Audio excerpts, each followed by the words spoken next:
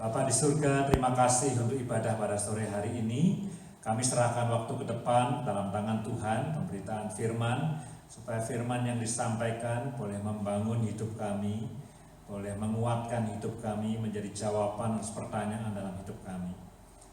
Tuhan, berbicaralah kepada kami. Roh Kudus, ketuklah hati kami, buka telinga kami, buka hati kami untuk menerima kebenaran firman Tuhan. Di dalam nama Tuhan Yesus kami berdoa. Amin.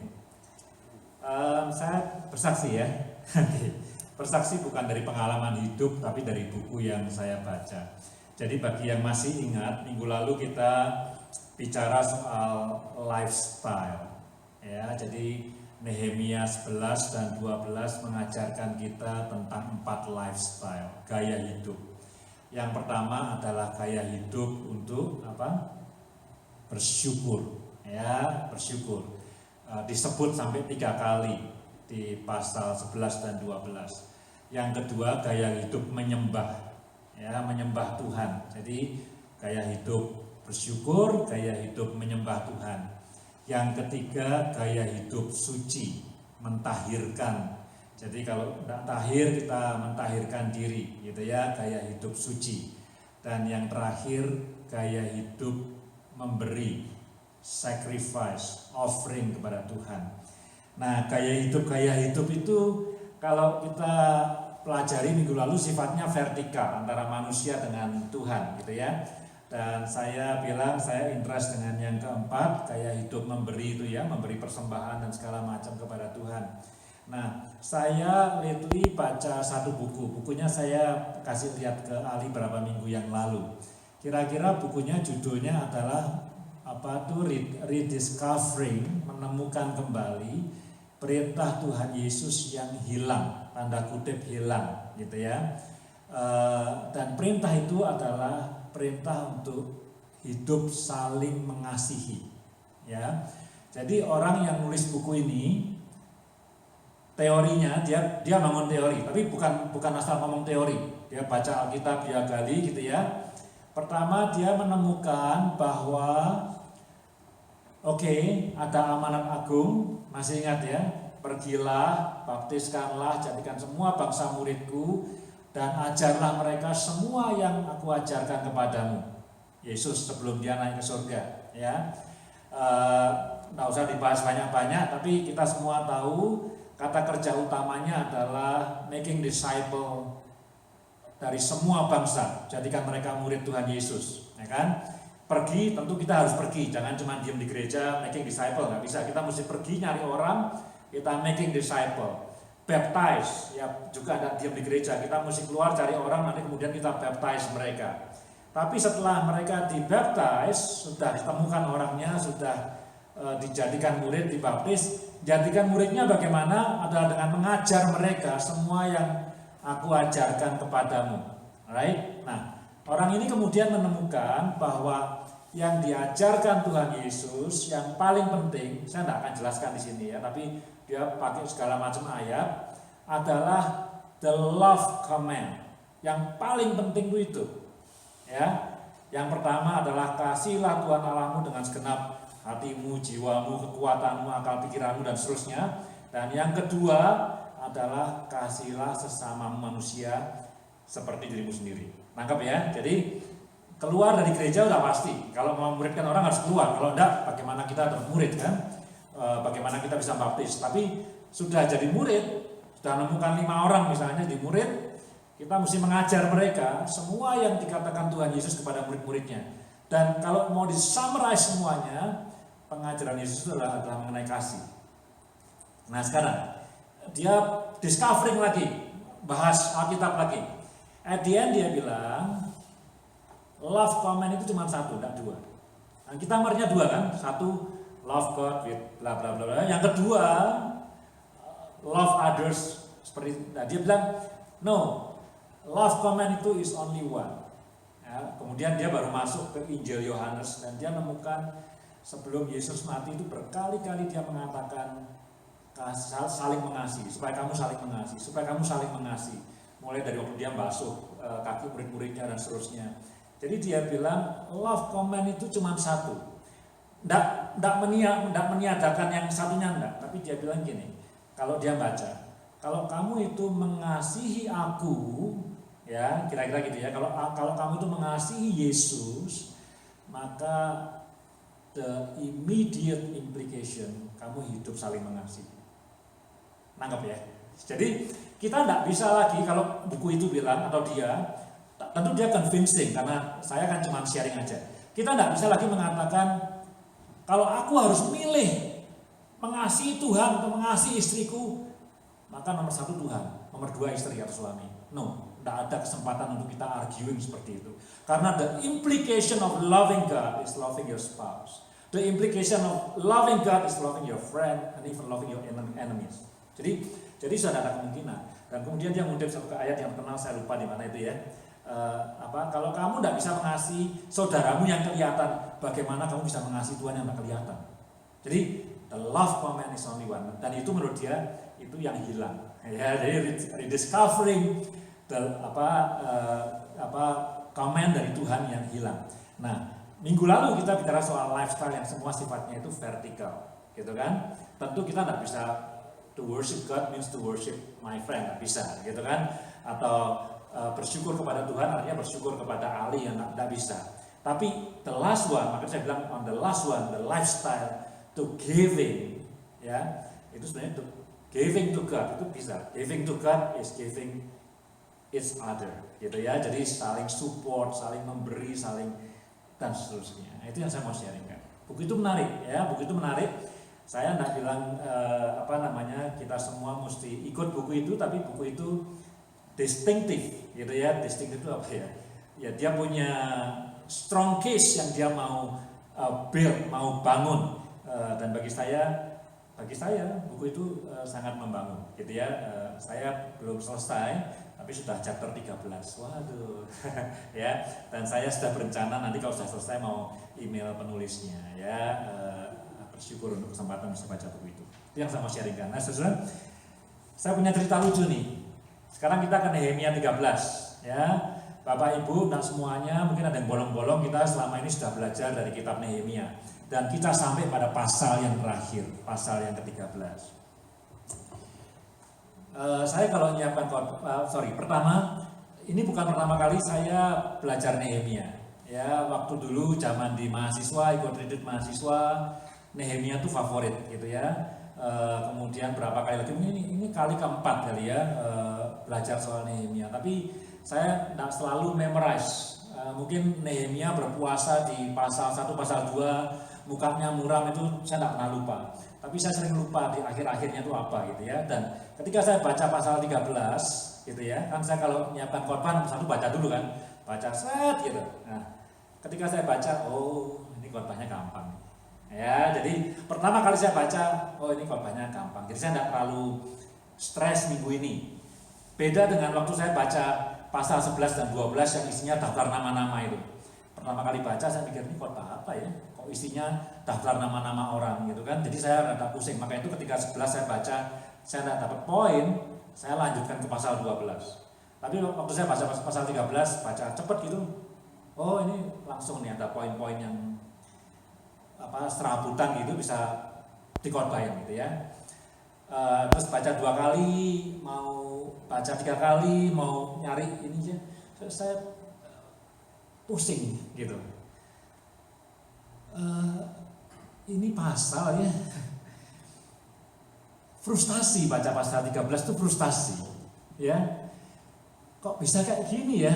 At the ending of Nehemia kok seperti ini gitu. Saya tidak punya memori sama sekali, padahal saya bilang tadi sudah 3-4 kali baca Nehemia. Kok ada kitab endingnya seperti ini, bikin frustasi gitu. Waduh, nah terus ya sudah dapat beberapa poin gitu dengan kena frustasi. Terus saya masih ingat waktu kakak saya sini dia bilang dia mulai Bible study Nehemia.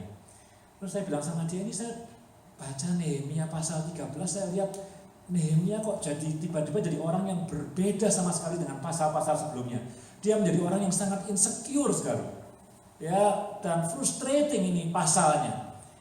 Terus kakak saya bilang, bener. Terus dia kasih saya link YouTube-nya.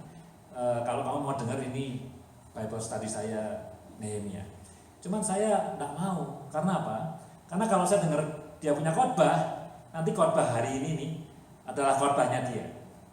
Nah, tapi karena disuruh ya, bukan disuruh lah, ditawari linknya ya saya dengerin gitu kan. Nah, kemarin saya main bola sama anak saya dua itu, si Elit sama Kiefer, ya, siang-siang main bola, sampai Roma istirahat di kursi, saya putar YouTube-nya, gitu, putar YouTube-nya, dia kasih pembukaan, kemudian dia bilang ada 6 poin. Nah, sampai poin yang kedua saya tertidur di sofa. Bangun-bangun selesai khotbahnya gitu kan. Jadi saya sempat dengar 2 poin. Yang pertama tadi pagi dia ngecek, gimana? Udah kamu dengerin? Ya itu saya bilang, habis poin kedua saya tertidur di sofa gitu kan. Jadi nggak tahu. Tapi anyway, ini frustrating. Nah, saya bikin skema dulu ya, Atau kita baca pasal kedua dulu, Nehemia pasal kedua ayat pertama dulu. Ya, ini mau kasih framework dulu. Nehemia pasal kedua ayat pertama, langsung depan saya. Ya, Nehemia pasal 2 ayat pertama. Pada bulan Nisan, tahun ke-20 pemerintahan Raja Artasasta, ketika menjadi tugasku untuk menyediakan anggur, aku mengangkat anggur dan menyampaikannya kepada raja karena aku kelihatan sedih yang memang belum pernah terjadi di hadapan raja. Ya, saya tidak mau cerita, masih ingat pasti ya. Ini Nehemia sedih karena memikirkan Yerusalem yang temboknya runtuh. Saya cuma mau kasih tahu aja, itu terjadi pada bulan Nisan tahun ke-20 pemerintahan Raja Artasasta. Ya. Lalu kita buka pasal 13. Pasal 13 ayat 6. Pasal 13 ayat 6. Ya, ketika peristiwa itu terjadi, aku tidak ada di Yerusalem. Peristiwa apa nanti kita bahas ya. Aku tidak ada di Yerusalem karena pada tahun ke-32 pemerintahan Artasasta Raja Babel, aku pergi menghadap raja. Tetapi sesudah beberapa waktu aku minta izin dari raja untuk pergi kembali untuk ngecek ke Yerusalem. Jadi Nehemia 2 itu Nehemianya belum pulang ke Yerusalem. Itu tahun ke-20 pemerintahan Artasasta. Peristiwa apa nanti saya jelaskan. Itu tahun ke-32. Jadi ada 12 tahun. Ya, cuman mau ngasih tahu saudara-saudara bahwa antara Nehemia pasal pertama sampai pasal ke-13 itu range-nya 12 tahun. Ya, 12 tahun. Cuman mau ngasih tahu itu aja. Ya, 12 tahun ya. Mungkin kalau mau dilebar-lebarin karena 12 tahun itu dia niat untuk pulang kembali ke Yerusalem untuk ngecek ya, paling banter 13 tahun ya. Oke. Nangkep ya. Nah, Nehemia bangun temboknya cepat. Kita sudah bahas waktu itu. Ya, within berapa minggu tembok semua itu selesai. Nah, ini bayangin. Pasal 1 sampai pasal 12, saya tidak mau bikin saudara pusing ya, tapi ini cuma mapping aja. Pasal 1 sampai pasal 12 itu menceritakan hanya tahun pertama saja. Baik, karena masih ingat minggu lalu itu jemaat bersukaria, masih ingat ya? Karena Tuhan memberikan sukacita, itu terjadi pada pentahbisan tembok Yerusalem. Dan tembok itu selesai less than a year. Jadi kalau Nehemia itu pulang pada tahun ke-20 pemerintahan Artasasta, dia pulang ke Yerusalem, dia bangun temboknya, pasal 1 dari kitab Nehemia sampai pasal yang ke-12 itu terjadi hanya dalam waktu 1 tahun. Jadi mulai membangun tembok yang runtuh-runtuh itu sampai ditahbiskan temboknya itu less than a year. It's only 1 year. Ya. Terus kita tidak dengar apa-apa setelah itu, dan pasal yang ke-13 itu tahun ke-12. Yang diceritakan tuh tahun ke-12. Ya, nangkep ya. Ini cuma ngomong soal kronologi. Jadi pasal 1 sampai 12 itu cerita setahun pertama Nehemia pulang ke Yerusalem, dari mulai dia nangis sedih sampai dia membangun tembok, sampai temboknya diresmikan potong pita.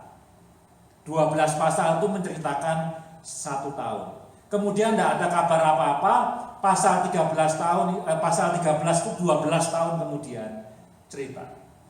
Gitu ya. Oke dong, ya. Nah itu heran, kenapa kok mesti ada pasal 13 gitu ya. Karena, nah sekarang kita lihat pasal 12 sedikit yang kita baca minggu lalu. Ya, pasal 12. Kita buka ayat 43. Siapa yang pusing? Belum ada yang pusing. Pasal 43. Pada hari itu, ya, mereka mempersembahkan korban yang besar. Mereka bersukaria karena Allah memberi mereka kesukaan yang besar. Juga segala perempuan dan anak-anak bersukaria, sehingga kesukaan Yerusalem terdengar sampai jauh. Artinya apa? Sampai pasal ke-12, kalau Nehemia itu selesai di pasal 12, ini buku adalah buku yang happy ending. Dan Nehemia akan dikenal sebagai pemimpin Israel yang luar biasa besar. Karena the joy of Israel terdengar sampai jauh. Sudah, itu cukup. Dan itu terjadi dalam setahun kan, bagus kan? Jadi kerja setahun, direkod dalam satu buku, judulnya nih kalau saya bikin judul, Pembangunan Kembali Tembok Yerusalem yang Runtuh. Jadi di endingnya adalah pentahbisan gunting pita, bersukaria, Tuhan memberikan sukacita, dan sukacita itu terdengar sampai jauh. What a happy ending. Dimulai dengan menangis, kelihatan sakit, puasa, kemudian endingnya sukses, mission accomplished. Selesai kan? Kenapa harus 12 tahun lagi kasih pasal 13 yang pasal 13 itu nadanya menyedihkan gitu, sinking down gitu, ngapain gitu, kan pertama itu membuat reputasi Nehemia jelek, kedua terpisah 12 tahun kok, ngapain ada kecuali kalau ada pasal 14, 15, 16, 17 cerita selanjutnya. Ini terpisah 12 tahun, tidak ada koneksi dengan pembangunan bait suci, dan reputasi Nehemia jatuh gara-gara pasal 13 itu, insecure dia. Kenapa? Nah tentu kita yang percaya firman Tuhan dan percaya Tuhan, percaya bahwa semua yang dituliskan itu pasti ada maksudnya, right? Pasti ada maksudnya gitu ya. Nah tapi kira-kira apa maksudnya? Nah sekarang kita baru masuk pasal 13. Ya kita baca ya. Nah sebelum kita baca, satu lagi. Pasal 13 ini ada 2 bagian. Gampang, saudara pasti bisa ngerti itu. Tidak usah perlu guru, pasti bisa ngerti. Bagian yang pertama itu ayat 1 sampai ayat 3. Bagian kedua sisanya. Nah, tapi meskipun ayat 1 sampai 3 disebut duluan, tapi ayat 1 sampai 3 itu sebetulnya secara kronologi yang belakangan. Jadi di ending of Nehemia itu pasal 13 ayat 1 sampai 3. Saya akan baca ya 3 ayat pertama ini. Pada masa itu, bagian-bagian daripada kitab Musa dibacakan dengan didengar oleh rakyat. Didapati tertulis dalam kitab itu bahwa orang Amon dan orang Moab tidak boleh masuk jemaah Allah untuk selamanya. Karena mereka tidak menyongsong orang Israel dengan roti dan air. Ini zaman dulu gitu ya. Malah mengupah Bileam melawan orang Israel supaya dikutukinya. Tetapi Allah kami mengubah kutuk itu menjadi berkat. Bagus ya. Tapi saya tidak korban dari situ. Ketika mereka mendengar pembacaan Taurat itu, mereka memisahkan semua peranaan dari orang Israel. Pisah-pisahin, yang keturunan Amon Moab keluarin semua. Ya, itu yang terjadi itu. Nah, ayat 4 itu flashback, ya, flashback selama 12 tahun itu, ya. Panjang, tapi saya memutuskan baiknya kita baca. At least beberapa. Tetapi sebelum masa itu, nah sebelum kan, jadi mulai ayat 4 itu sebelum apa? Sebelum masa pada ayat pertama sampai ayat ketiga. Sebelum masa itu, Imam Eliasib yang diangkat untuk mengawasi bilik-bilik rumah Allah kami dan yang mempunyai hubungan erat dengan Tobia, masih ingat Tobia musuhnya Nehemia, menyediakan sebuah bilik besar bagi Tobia itu. Sebelumnya orang membawa ke bilik itu korban sajian, kemenyan. Ini tadi soal giving, soal offering, perkakas-perkakas dan persembahan-persembahan persepuluhan daripada gandum, anggur, dan minyak yang seharusnya menjadi hak orang Lewi, para penyanyi, para penunggu pintu gerbang, dan persembahan khusus bagi para imam. Tapi itu ruangan itu dikasih kepada Tobia. Ketika peristiwa itu terjadi, aku tidak ada di Yerusalem, tadi kita sudah baca. Karena pada tahun ke-32 pemerintahan Artasasta, Raja Babel, aku pergi menghadap raja. Tetapi sesudah beberapa waktu aku minta izin dari raja untuk pergi balik ke Yerusalem. Lalu aku tiba di Yerusalem dan melihat kejahatan yang dibuat Eliasib untuk keuntungan Tobia. Sebab bagi Tobia ini telah disediakannya sebuah bilik yang tadi di pelataran rumah Allah. Aku menjadi sangat kesal, lalu kulempar semua perabot rumah Tobia keluar bilik itu. Kemudian kusuruh tahirkan bilik itu. Sesudah itu kubawa kembali ke sana perkakas-perkakas rumah Allah, korban sajian dan kemenyan. Itu dulu ya. Jadi dulu Israel itu raja. Setelah raja tidak ada, pemimpinnya imam besar, gitu kan? Nehemia balik ke Artasasta, kalau masih ingat bisa nggak usah ulang-ulang di chapter 1 sama chapter 2. Raja nanya sama Nehemia, kamu perlu berapa lama supaya saya beri surat izinnya, surat jalannya. Jadi bukan cuma perginya, kamu juga harus tepatin. Kalau kamu bilang perlu 2 tahun mesti balik loh, ya. Nehemia balik ke Raja Artasasta. Jadi tahun ke-32, 12 tahun itu dia lagi ada dengan Raja Artasasta. Kemudian dia minta untuk meninjau Yerusalem. Kemudian dia lihat imam besar Eliasib itu menyewakan bilik tempat persembahan perkakas bait suci, disewakan kepada Tobia yang dulu menghalang-halangi pembangunan bait suci. Nehemia kesal. Nah, ini kalau di Alkitab saya bikin segitiga, ya, mapping. Kalau saudara lihat ayat yang ke-17, ya. Lalu aku menyesali, ya. Menyesali sama kesal emang cuman mirip bunyinya aja, kesal gitu ya, menyesal gitu ya. Ya, bukan karena kata dasar, karena menyesal itu disappoint, kesal itu anger, marah gitu ya. Tapi menyesal. Kemudian ayat yang ke-25, aku menyesali lagi. Ini ada 3 kasus. Yang satu kesal, nanti saya jelaskan kasusnya apa aja. Aku kesal, aku menyesali, aku menyesali. What a tragic ending. Kan harusnya saya kalau mau pensiun dari House Pollination Calgary misalnya, aku bersyukur sekali, aku bangga, ya, finishing well. Kan aku enggak bilang aku nyesel. Ya, aku nyesel selama berapa tahun ini jadi pendeta di S1 Calgary. Itu kan saya keluar sebagai orang yang kalah, bukan sebagai pemenang. Kalau pemenang saya beberkan tahun pertama, tahun kedua, tahun ketiga, kemajuannya ya, gitu kan. Harusnya kan gitu ya. Nehemia ending the book. Aku marah, aku kesel, aku nyesel. Buku apaan nih gitu ya. Ya, coba endingnya chapter 12, ya dong. Semua happy, dan happy-nya itu terdengar sampai jauh.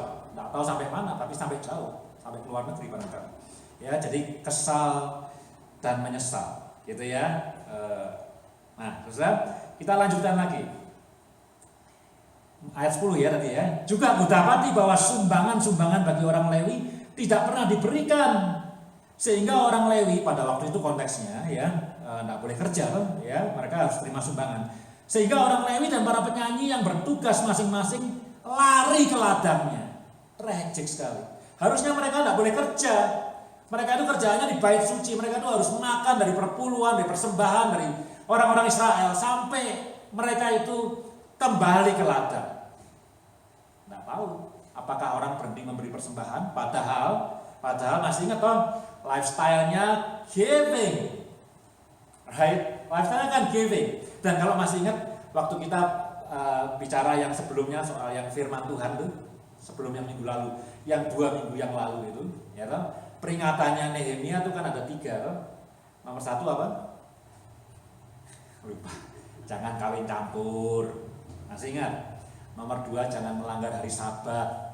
Kalaupun ada duit datang, jangan diambil. Kalau ada, maksudnya bukan duit datang. Kalau ada orang mau nawarkan dagangan, kalau itu hari Sabat, jangan, don't do transaction on Sabat. Dan nomor 3, yang paling panjang saya bilang jangan lupa memberi. Di list persembahannya apa saja. Itu pasal 10. Kalau masih ingat 2 minggu lalu, ya. Ini sampai tidak ada persembahan untuk orang Lewi. Tidak tahu persembahannya masuk kantongnya Tobia, karena bilik tempat persembahannya itu dikasih Eliasib kepada Tobia, atau orang Israel berhenti memberi. Sampai orang Lewi dan para penyanyi mesti kembali ke ladang.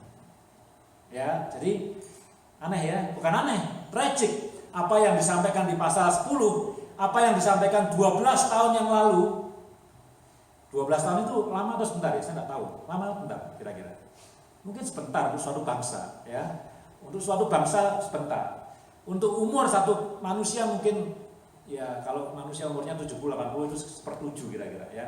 Tapi untuk suatu bangsa itu sebentar. Jadi dalam masa 12 tahun, masih ingat pasal 10 kan? Tanda tangan sertifikat, right? Kita pakai materai, janji, ya, janjinya 3, tidak mau kawin campur, tidak mau melanggar hari Sabat, dan mau setia memberi. Memberi itu kewajiban orang Israel. Tanda tangan semuanya. Tapi 12 tahun kemudian orang Lewi sama penyanyi ini sudah terbukti harus nyangkul di ladang untuk makan mereka. Harusnya tidak boleh. Harusnya, ya itu tidak tahu ya, apa dikorupsi sama Tobia dan Eliasib, atau orang Israel berhenti memberi. Salah satu. Ya, tragic. Ayat 12 ya, Nehemia kesal. Ayat 11 ini dia menyesali. Aku menyesali para penguasa, kataku, mengapa rumah Allah dibiarkan begitu saja. Lalu kukumpulkan orang-orang Lewi dan kukembalikan pada tempatnya. Ya, di reinstate, kamu jangan ke ladang lagi, kamu harus diam di sana. Maka seluruh orang Yehuda membawa lagi persembahan persepuluhan daripada gandum, anggur, minyak ke perbendaharaan. Sebagai pengawas perbendaharaan, kuangkat Imam Selemnya dan Sadok seorang ahli kitab, dan Pedaya seorang Lewi, sedang Hanan bin Sakur bin Matanya diperbantukan kepada mereka, karena orang-orang itu dianggap setia. Mereka diserahi tugas untuk mengurus pembagian kepada saudara-saudara mereka. Jadi Nehemia bikin reformasi, pejabat diganti, kira-kira gitu. Ya, dia angkat orang-orang baru. Ya, itu kasus pertama. Ayat 14 ini juga saya bikin map lagi. Ayat 14 ini pertama kali Nehemia merasa insecure. Dia bilang gini, ya Allahku, ingatlah kepadaku karena hal-hal itu, dan janganlah hapuskan segala perbuatan bakti yang telah kulakukan terhadap rumah Allahku dan segala pelayanan di dalamnya. Nehemia sampai merengek sama Tuhan, kira-kira gitu ya, saya bilang pakai bahasa merengek. Tuhan, ini Israel udah kacau balau, jahat, orang Lewi sampai mesti nyangkul di ladang. Tapi Tuhan, mbok ingat sama semua yang dulu aku sudah kerjakan dengan baik. Karena Nehemia kayak merasa, ini kalau Tuhan datang sekarang ngasih rapotnya pasti merah. Ngerti nggak? Jadi semua yang aku kerjakan kayak sia-sia. Maka itu Nehemia bilang, Tuhan tolong ingat segala baktiku yang dulu itu, inget toh gitu. Supaya rapotku tuh ya, kalaupun enggak, kan tahun pertama Nehemia kalau dikasih angka berapa? Maybe 9 out of 10, maybe 10. Dia pemimpin yang sempurna. Tobia sama Sanballat mau menghancurkan dia, enggak bisa. Saya pernah cerita, bangun tembok segitu gede Yerusalem, saya bilang saya enggak tahu sebesar apa kota itu, tapi mungkin ahli tahu, bisa selesai hanya dalam beberapa minggu. Mau dikasih skor berapa? I think 10 out of 10, A+. Nehemia itu pemimpin yang A+. Tapi kalau baca pasal 13, merah, rapotnya merah. Dia bilang dia insecure sekali, dia bilang sama Tuhan, tolong ingat baktiku. Ya, saya bikin map, makanya saya lompat dulu. Lihat ayat 22b. Ya Allahku, ingatlah kepadaku juga karena hal itu, dan sayangilah aku menurut kasih setiamu yang besar. Minta disayang sama Tuhan. Kita semua punya iman. God loves us, God is love. Orang kayak Nehemia, Tuhan tolong ingat aku, jangan benci aku, sayangi aku. Dia insecure sekali. Yang terakhir, yang ketiga, itu yang terakhir, ya. Ayat 29, ya Allahku, ya ingatlah bagaimana mereka, bukan aku, mereka ini yang mencemarkan jabatan imam serta perjanjian mengenai para imam dan orang Lewi. Kata terakhir di ayat 31, ya Allahku, ingatlah kepadaku demi kesejahteraanku. Dia bilang ini kesalahannya bukan kesalahanku Tuhan, kesalahan orang lain. Ingatlah aku, ingatlah kebaikanku, ingatlah baktiku. Dia insecure sekali. Jadi Nehemia kalau di mata saya sekarang bukan A+ lagi. Dia bukan leaders dan A+. Ya mungkin anulah B aja, B ya. Nah, bagaimanapun kita mesti respect, dia sudah membangun. Kayak kita nilai Presiden Soeharto, right? Ya. Presiden Soeharto hebat enggak? Ya hebat lah. Jalan tol pertama di Indonesia kan Presiden Soeharto, Jagorawi, right? Apalagi gedung tinggi di Jakarta yang pertama kali kan Presiden Soeharto. Ya loh, hebat enggak? Ya hebat gitu ya. Tapi ada korupsi juga, right? Jadi nilainya enggak A+, mungkin B atau even C gitu ya. Tapi Nehemia kalau berhenti di pasal 12, no questions A+. Tapi karena ada pasal 13 yang saya enggak tahu kenapa ada di situ, itu jadi drop ya, menurunkan rate-nya dia. Kita baca lagi. Ayat 15. Pada masa itu kulihat di Yehuda. Nih ya, jadi exactly ini against pasal 10. Ya. Orang mengirik, memeras anggur pada hari Sabat.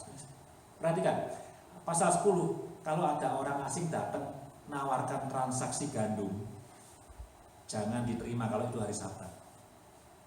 Jangan dibuka, tutup. Kalau hari yang nggak Sabat boleh, ya. Tapi hari Sabat nawarin duit jangan diterima.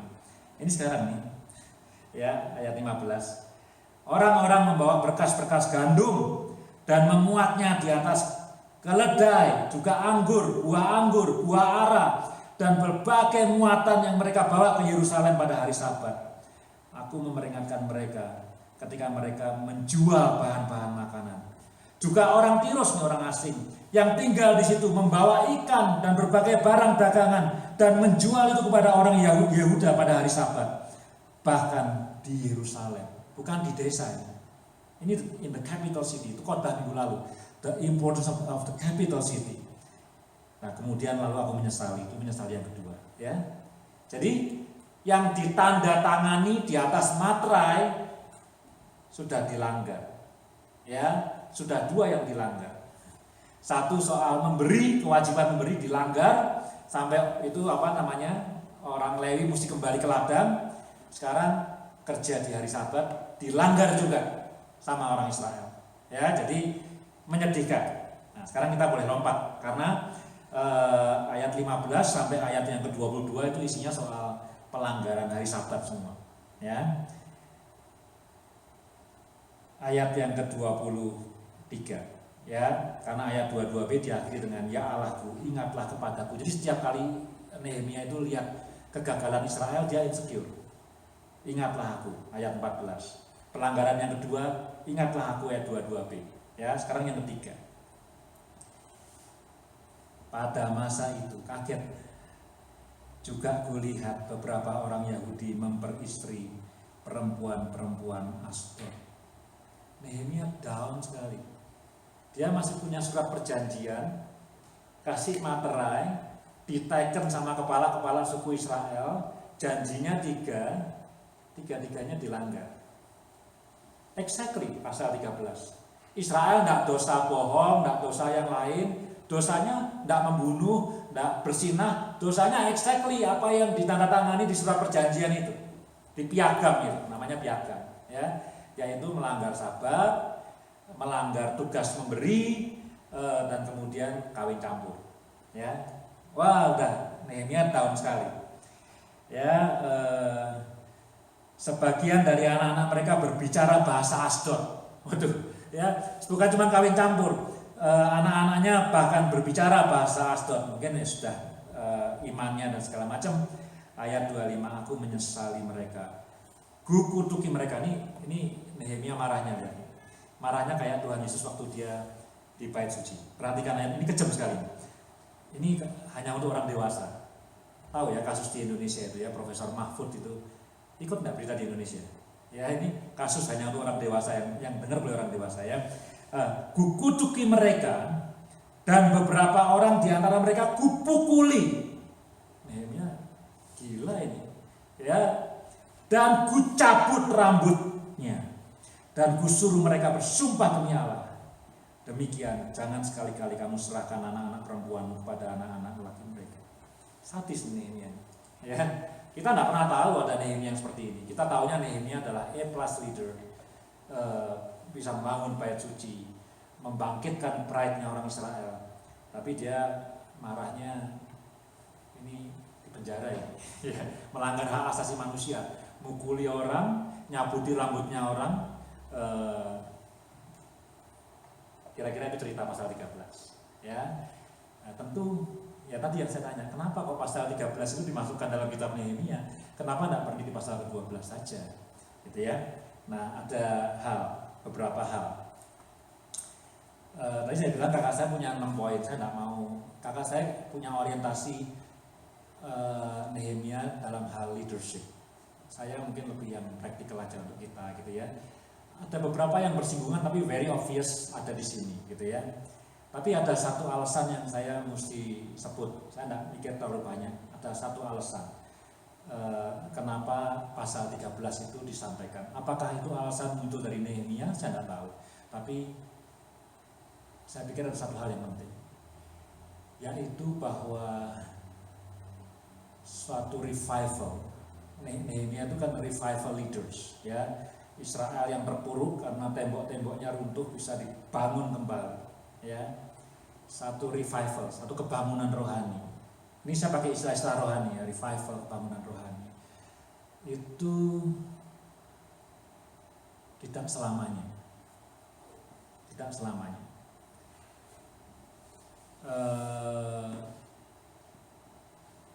Contoh yang paling gampang dan mungkin otak kita masih nyambung gitu ya. Korea pernah ngalamin revival, pernah ngalamin sampai ada pendeta Yonggi Cho. Meskipun untuk sebagian orang kontroversial, tapi he is part of that revival. Kalau ketemu orang Korea yang di luar negeri, bisa most likely ada 50% chance she or he is Kristen ya. Waktu saya sekolah seminari di Amerika, selain bule di seminari biasanya Korea.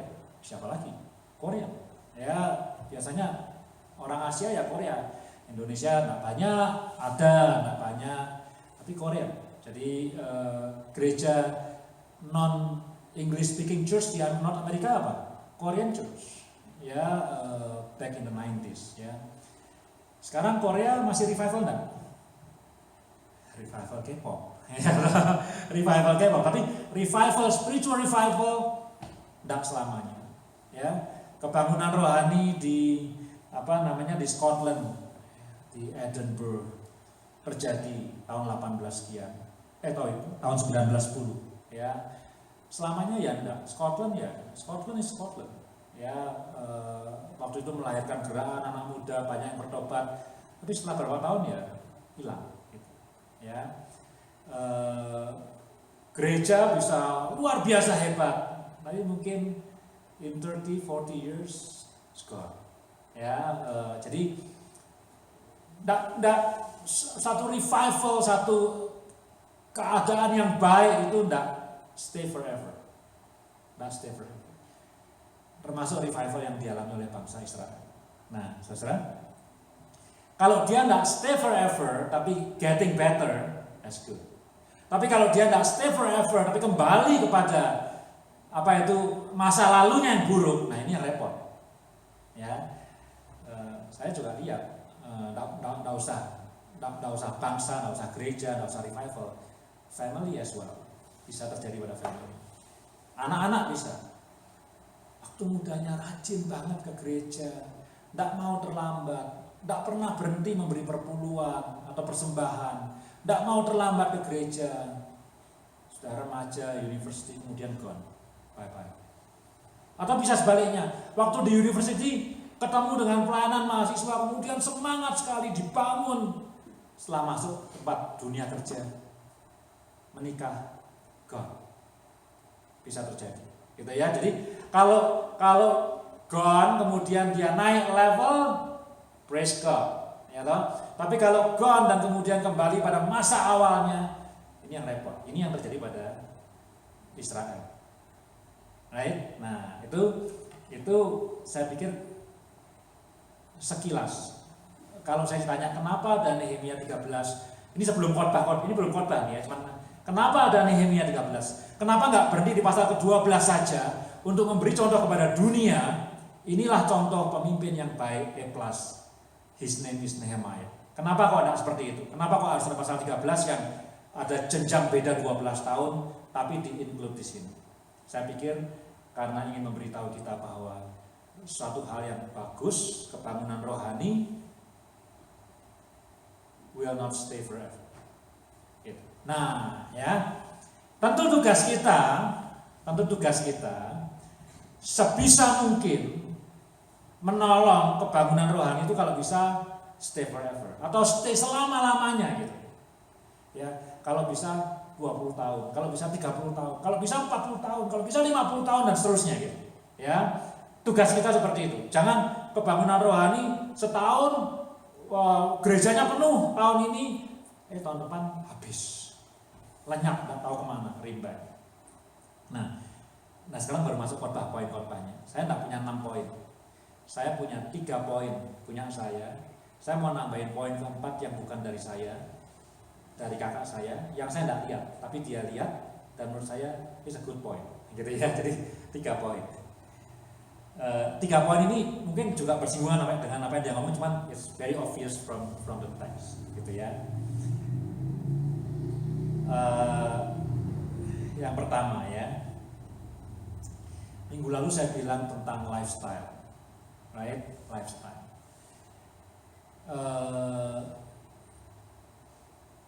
Gaya hidup. Jadi bukan cuman, misalnya kalau gaya hidup memberi ya, gaya hidup memberi itu tiap kali di gereja di zaman dulu kan diedarkan kantong kolektor, ya kan? Kita memberi, itu tindakan memberi, ya.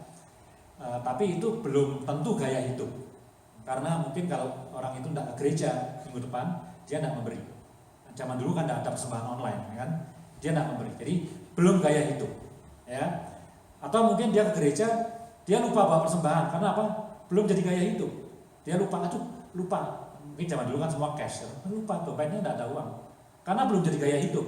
Dia hanya memberi, ya orang pada memberi gitu ya, memberi. Tapi it's not a lifestyle, ya. Kalau anak-anak,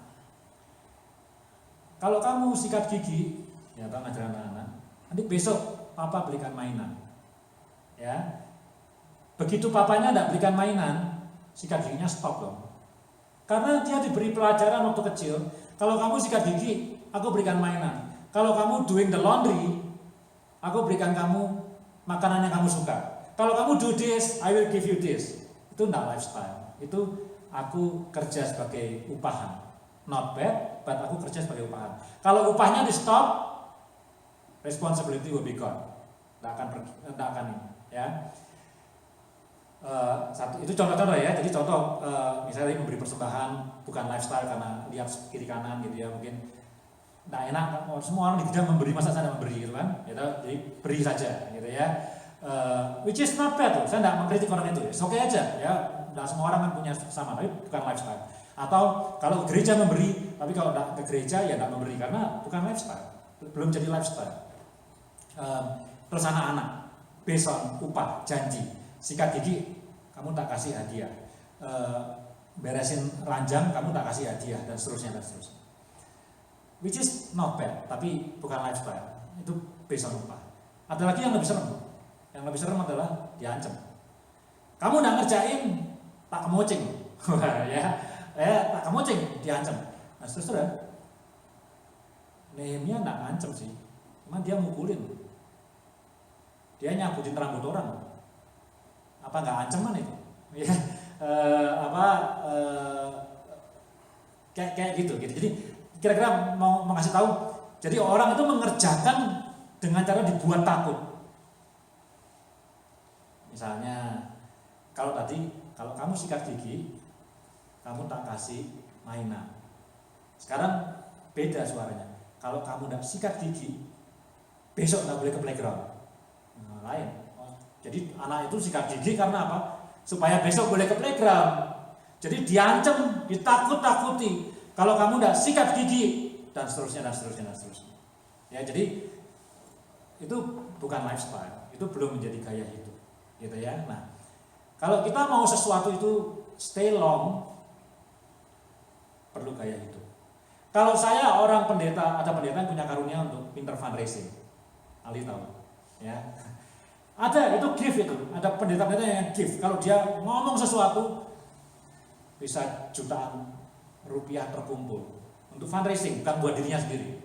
Saya bukan orang yang pinter fundraising, tapi anggaplah saya seorang pendeta yang pinter fundraising.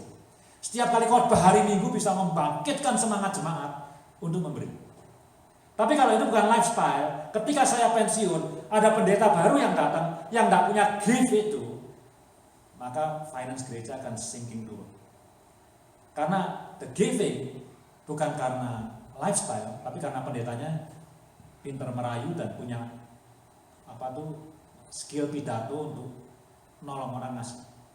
Atau pendetanya pinter ngancem. Kalau kamu udah memberi masuk neraka. Ya, ini ngancem tanda kutip. Kalau kamu udah memberi, kamu udah diberkati. Kan ada pendeta seperti itu ya. Saya tidak mau kritik pendeta seperti itu, tapi ada yang seperti itu kan. Kalau kamu udah memberi, keluargamu akan berantakan dan seterusnya. Orang memberi karena diancam terus. Begitu pendetanya pergi, ini anggapnya pendeta ini bagus gitu ya, bagus dalam hal mengancam gitu kan. Terus dia pensiun, dia pergi, diganti pendeta yang baru yang tidak bisa ngancam, financial gereja sinking. Karena bukan lifestyle. Kamu memberi karena takut dan diberkati. Kamu memberi karena takut keluarganya berantakan. Kamu tidak memberi karena takut malah petaka dan seterusnya. Ganti pendeta yang tidak punya gift itu sinking. Persembahannya akan sinking. Jadi saya memberi contoh. Itu tidak akan last long. Karena tergantung pada siapa yang mengancam, siapa yang mengiming-imingi hadiah dan seterusnya. Bukan tergantung pada hati kita. Maka itu revival itu yang sejati itu harusnya in out, dari dalam keluar. Bukan karena disuruh orang, diiming-imingi hadiah sama orang, dipaksa sama orang, tapi dari dalam keluar. Itu akan stay long. Nih, saya kasih contoh yang agak bercanda ya. Tahu kan saya suka makan soto? Tahu kan? Saya sering ngomong kan? Ya kan? Dari saya Semarang loh. Ya, sekarang saya umurnya udah 53 tahun. Berarti sudah 40 tahun lebih. Kesukaan saya sama soto enggak pernah hilang. Bayangin. Itu sudah jadi lifestyle mendarah daging itu. Rasanya 20 tahun lagi juga enggak hilang. Tetap aja suka makan soto rasanya gitu ya. Sudah last long. Ya, last long gitu. Demikian juga dengan orang yang sukanya makan yang lainnya gitu ya. Last long karena itu sudah darah daging. Bukan saya makan soto bukan karena diiming-imingi kalau kamu makan soto nanti ini, atau saya makan soto bukan karena diancam gitu ya, atau adanya cuma soto harus makan, enggak. Saya suka. Jadi kesukaan itu enggak akan last long. Ya, itu revival yang akan last long.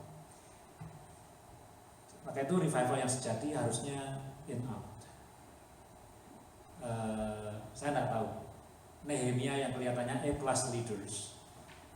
Mungkin dia berhasil bangun tembok, dia berhasil menyuruh orang Israel untuk teken piagam janji di atas materai.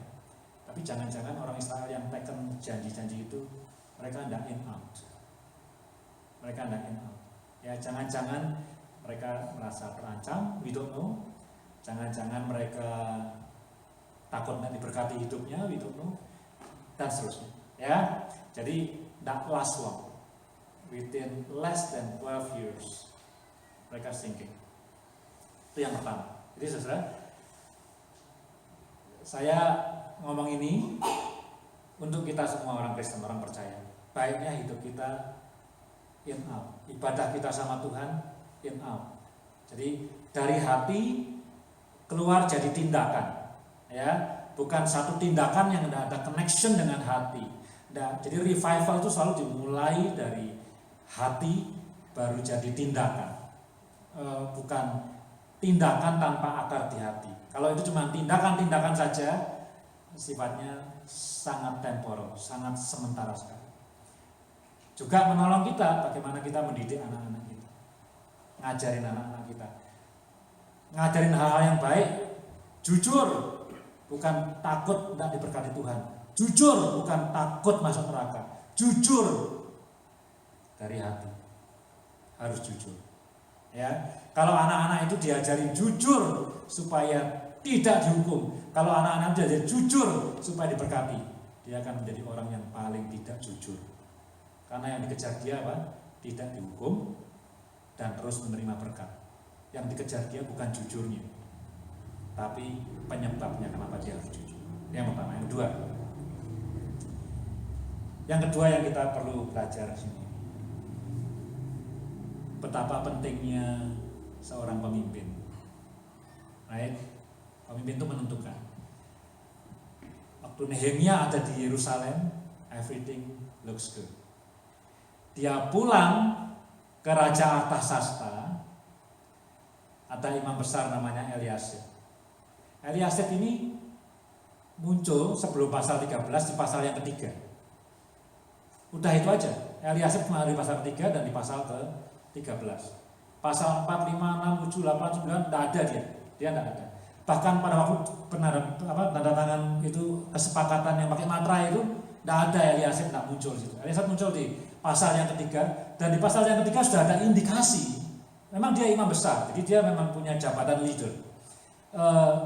Tapi ada indikasi dia punya koneksi dengan Tobia dan Sanballat. Dan pasal 13 dielaborate, ya, ada mantu-mantunya dia itu yang related sama Sanballat, dan kemudian dia KKN, dia ngasih tempat bilik, kasih entah disewakan, entah diberikan kepada Tobia, leadernya dia. Nah,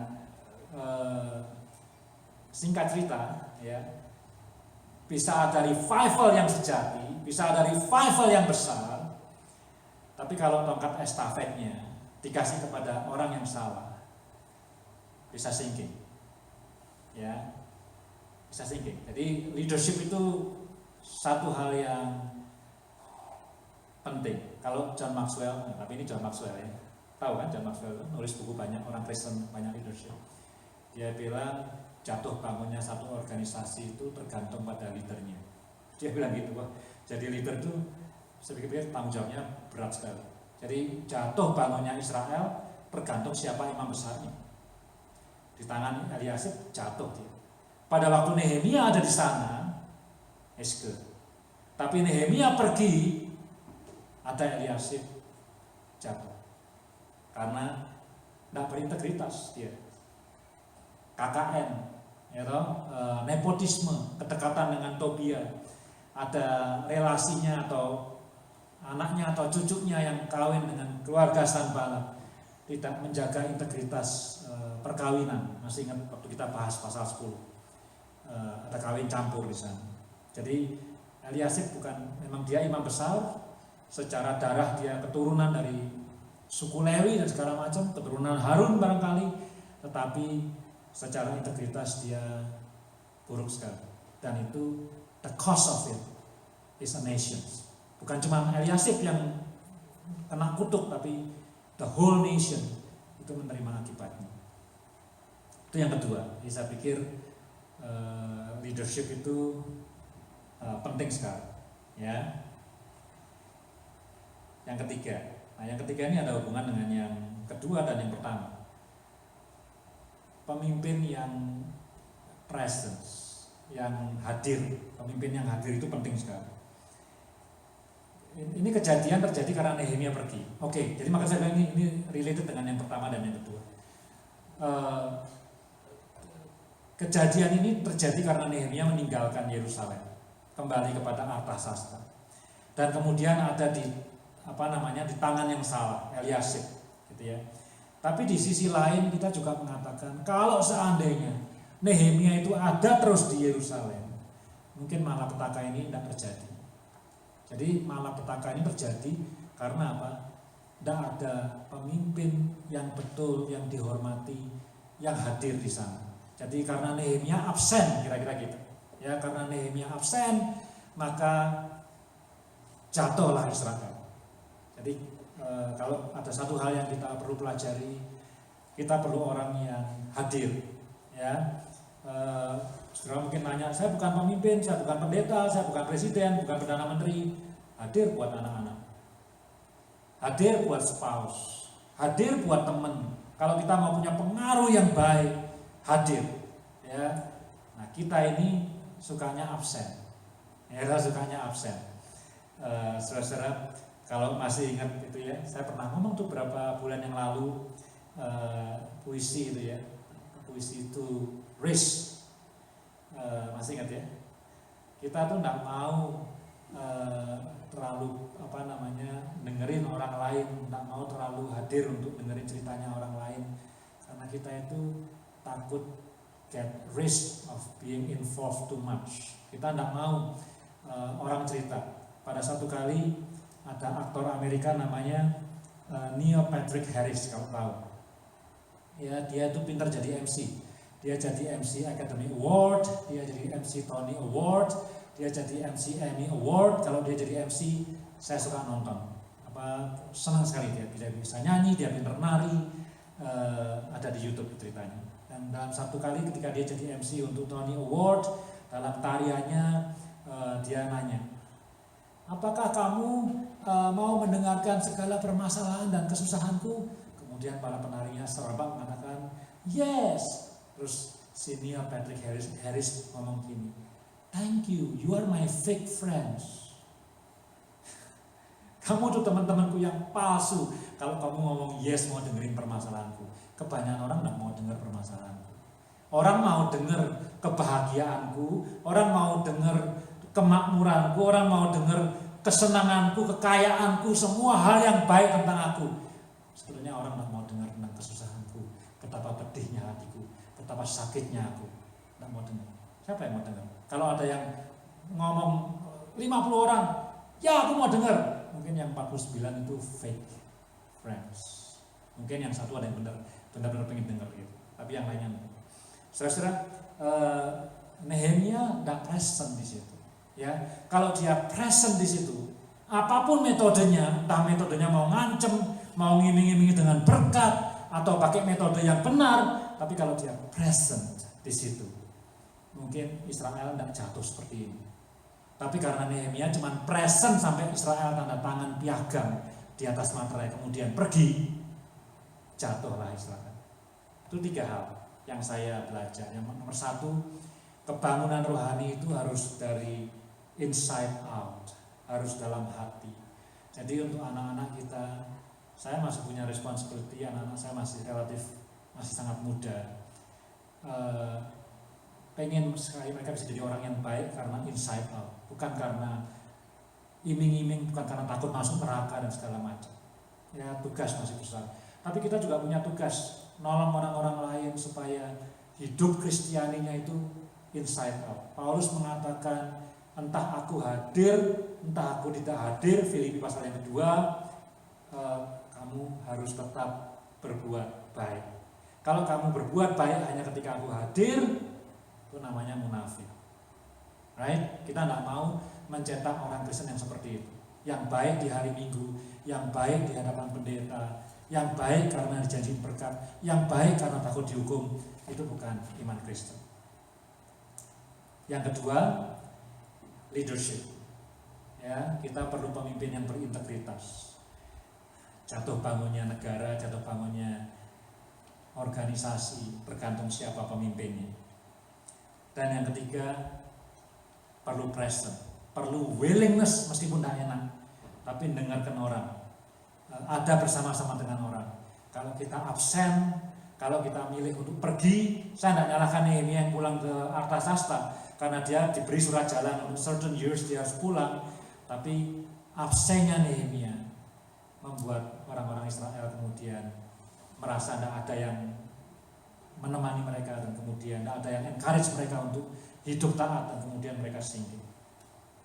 Yang keempat ini bukan penemuan saya, purely ada di YouTube-nya kakak saya.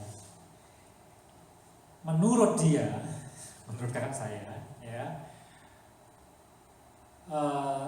kitab Nehemia itu tidak menceritakan progres. Jadi semua progres itu hanya terjadi pada tahun pertama. Progresnya apa? Tembok yang bolong-bolong dibangun selesai. Progresnya. Dan kemudian ditahbiskan, dalam pentahbisan semua teken piagam di atas materai, habis itu tidak ada progres lagi. Ya, misalnya kalau menurut kakak saya, kenapa tidak bangun tembok di kota lain misalnya, atau setelah bangun tembok bangun menara misalnya. Jadi tidak ada proyek-proyek lain gitu. Bangun tembok selesai dan that's all. Itu 12 pasal tentang bangun tembok.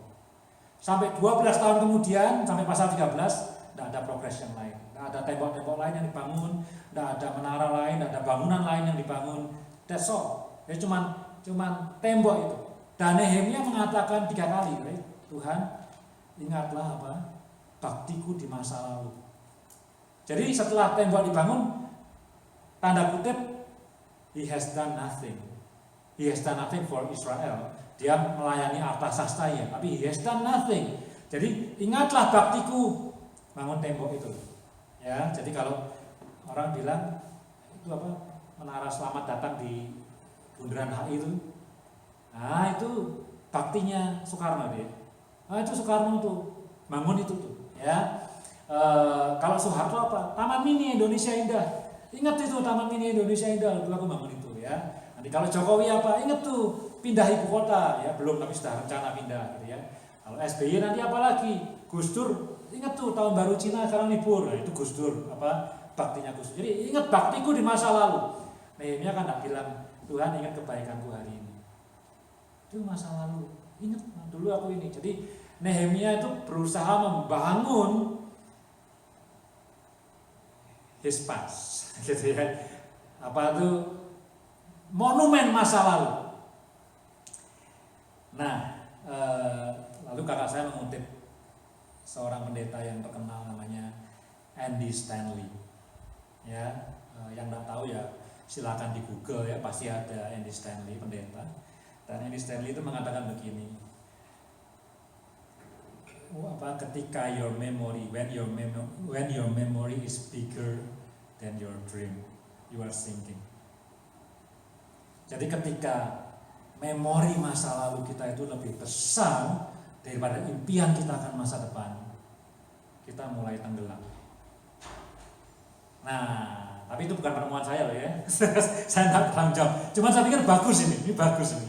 Ya, jadi dia mengatakan Nehemia selalu lihatnya ke belakang terus. Dia ingin dikenang sebagai pembangun tembok Yerusalem. Itu yang dia ingin dikenang. Itu lebih besar ambisinya dia. Aku dikenang sebagai pembangun tembok Yerusalem, pembangun menara Jakarta, atau pembangun Taman Mini, atau pembangun pluralisme seperti Gus Dur dan seterusnya.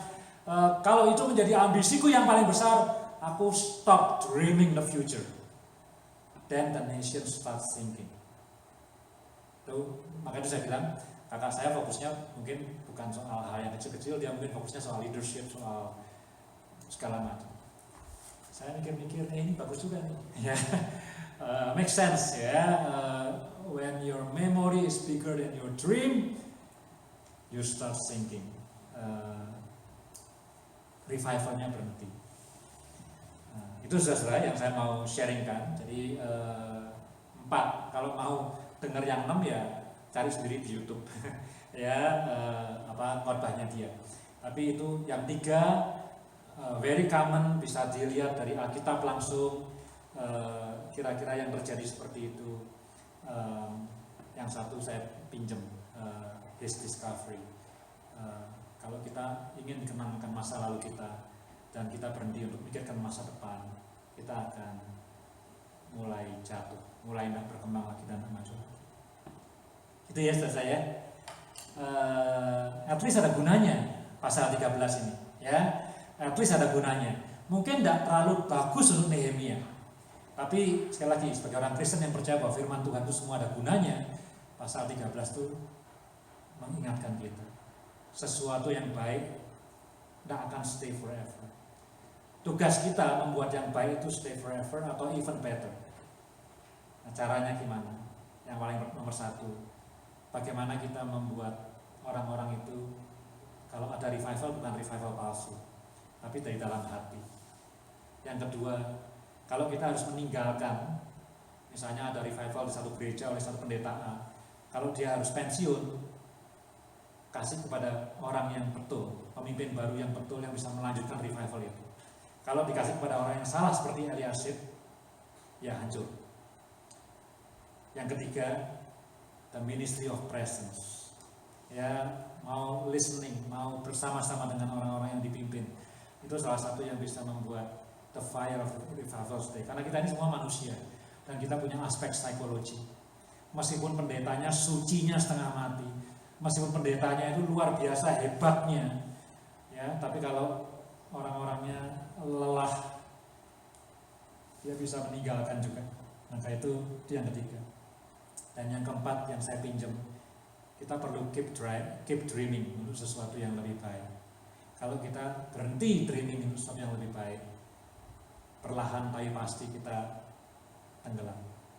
Ya, itu saja. Keringetan juga saya. Ya, mari kita berdoa. Ada pokok doa. Ali ulang tahun kemarin, jangan lupa nanti say happy birthday to Ali. Kita doakan, kita doa untuk retreat semakin dekat, ya. Tidak semua saudara ikut, tapi please pray for us, pray for the retreat, all the preparation, the last days, bukan last minute preparation, supaya retreatnya jadi sesuatu yang baik dan positif. Ada lagi, Raymond and Felicia will be traveling to Singapore tanggal 25, hari apa itu ya? Kamis. Kita doakan mereka 3 minggu. Ada lagi yang lain? No? Yuk kita doa sama-sama, yuk bangkit berdiri sambil kita tutup ibadah kita. Bapa di surga, terima kasih untuk firman hari ini. Terima kasih untuk Nehemia yang atau siapapun yang menuliskan kitab Nehemia, yang intentionally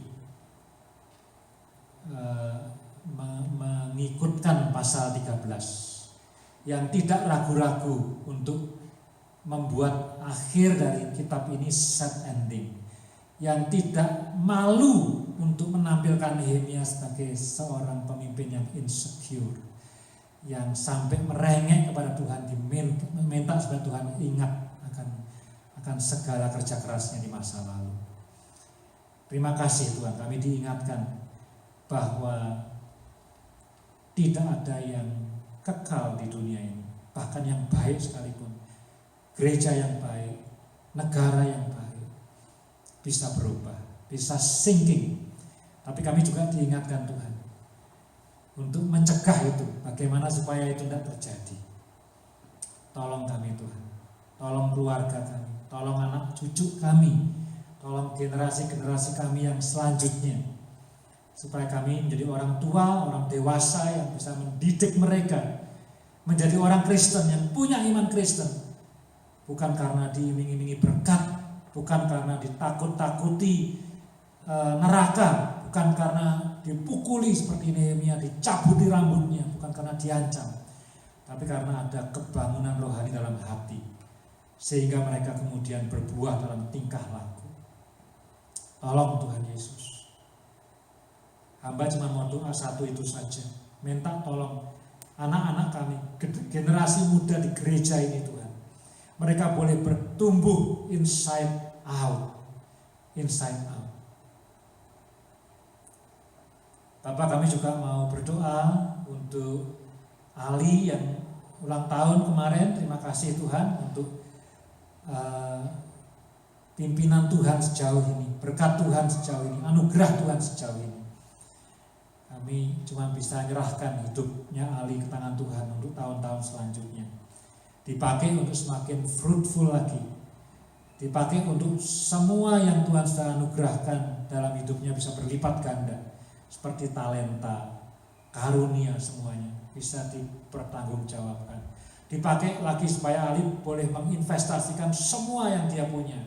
Bukan hanya untuk mengajar, bukan hanya untuk khotbah, tapi juga membuat supaya orang-orang lain bisa melipat gandakan juga apa yang Tuhan berikan kepada orang-orang lain itu. Jadikan Ali sebagai pembuat murid, trainer, multiplicator, hamba Tuhan untuk kerajaan semakin luas. Terima kasih Tuhan Yesus, terima kasih. Kami juga berdoa untuk Felicia, Raymond, dan anak-anak yang akan traveling ke Singapura. Doakan Tuhan supaya liburan ini atau refreshing ini boleh betul-betul refreshing, bukan hanya tubuh mereka, jiwa mereka, tapi juga roh mereka. Beri sukacita, beri damai sejahtera, beri kebangunan rohani Tuhan. Beri kebangunan rohani, kebangunan jasmani, kebangunan jiwani, refreshing, revival, inside out. Lindungi dalam perjalanan sana, beri kemudahan. Hamba tahu tidak mudah dengan anak-anak kecil, tapi Tuhan beri kemudahan, Tuhan beri favor. Juga lindungi kembali ke Calgary tanpa kurang satu apapun. Bahkan kembali dengan sukacita, dengan semangat yang berapi-api untuk kemuliaan nama Tuhan. Kami juga berdoa untuk retreat Tuhan, tinggal 2 minggu. Kami serahkan dalam tangan Tuhan Yesus, supaya Tuhan beracara dan Tuhan bekerja dalam setiap hidup kami. Terima kasih Tuhan Yesus, terima kasih. Terima kasih. Terima kasih untuk ibadah pada sore hari ini ya Tuhan. Jemaat, terimalah berkat Tuhan. Kiranya damai sejahtera dari Allah Bapa dan cinta kasih di dalam Yesus Kristus anaknya yang tunggal Tuhan kita, serta persekutuan di dalam Roh Kudus boleh menyertai hidup kita dari sekarang ini sampai selama-lamanya, sampai Tuhan datang kembali. Amin. Amin. Tuhan memberkati.